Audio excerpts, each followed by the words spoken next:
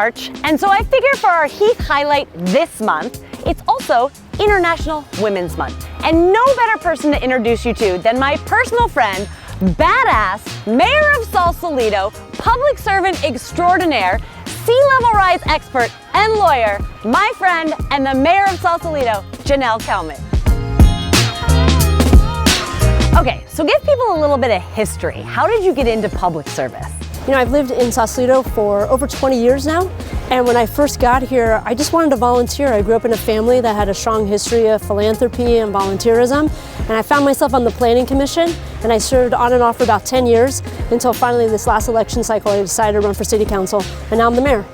And then tell people, like, what inspired you to go this route? Do you see this view? This place is absolutely amazing. This is such a special community. I talk all the time about wanting to harness the intellectual capital in Sausalito. Some of the most interesting people live here, and I wanted to serve the folks that live here and also try to make some changes as we move forward and face with new challenges.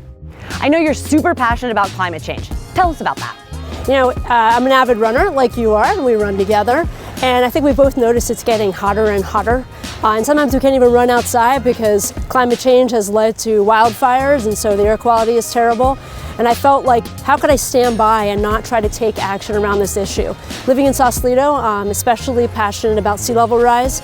We are prone to a lot of flooding here, king tide, storm surges, and so I really wanted to take action and plan for the future. You founded the Center for Sea Level Rise. Tell me a little bit about what they do. I really wanted to bring people together to discuss some of the issues that were plaguing us around the globe, around climate change and around sea level rise. And so I launched the nonprofit Center for Sea Rise Solutions to try to basically serve as a connective tissue amongst experts nationally and globally working on the issue of sea level rise to see if we might find some solutions to support disadvantaged communities, prioritize nature-based solutions, and also solve interconnected problems.